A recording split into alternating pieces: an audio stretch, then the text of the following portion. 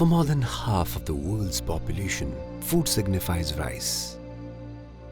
It is the third most grown crop in the world, and India is a country that supplies 40% of the global market. Within India, rice feeds a population of 1.4 billion people. All across this vast country, the scenic rice farms cover more than 100 million acres of land. One such farm is owned by Jasbir Singh. For 60 years, his family has been farming here in Haryana. Today, Jasbir has embarked on a new path, marking the beginning of a transformative journey.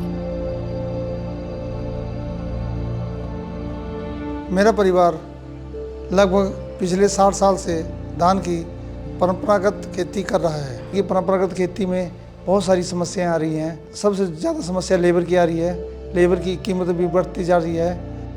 The traditional method of farming rice, transplanting seedlings into standing water, is facing a number of challenges.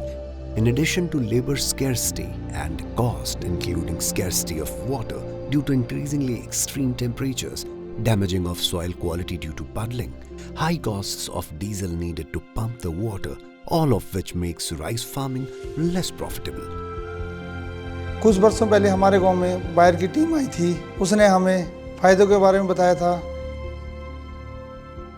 इसके अलावा हमारी सरकार भी प्रोत्साहन राशि दे रही है। धान की सीधी बिजाई मेरे लिए एक शंका का विषय था। मेरे मन में एक डर था, यह कामयाब होगी या नहीं होगी। फिर भी मैंने 1 एकड़ से शुरू की और मैं इसके अंदर कामयाब हुआ। मैंने खेत की लेजर लेबलिंग करवा के खेत को तैयार करके मैं मार्केट में गया। वहाँ से मैंने डायरेक्ट एकड़ की किट खरीदी। मुझे हाइब्रिड गुणवत्ता का बीज मिला। उसके साथ ही उसके अंदर घास को कंट्रोल करने वाली दवाइयाँ भी थी।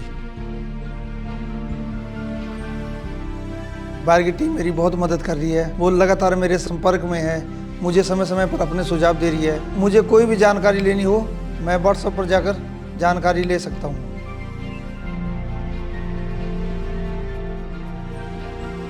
आज मेरे खेत में सीड ड्रिल मशीन चल रही है। मुझे विश्वास नहीं हो रहा है कि धान की खेती इतनी आसानी से हो सकती है। धान की सीधी बिजाई में लेबर कम लगती है, इसलिए हमारी लेबर की लागत भी कम हो रही है। इसमें पानी की बचत भी होती है। पडलिंग वाली विधि के अंदर जमीन से मीथेन गैस निकलती है, हमारा पर्यावरण खराब होता है और हमारी जमीन की भौतिक संरचना भी DSR विधि के अंदर ठीक रह रही है। इसलिए हमारी अगली आने वाली फसल की पैदावार भी बढ़ रही है।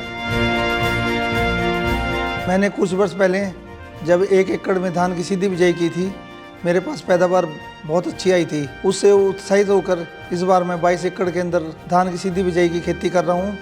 मुझे उम्मीद है कि इस बार फिर मेरे पास बहुत अच्छी पैदावार होगी।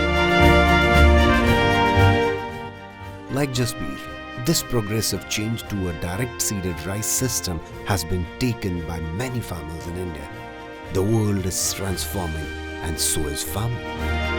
These first phases at the start of the rice season are not small steps forward, but a big leap towards a new and better way to grow rice.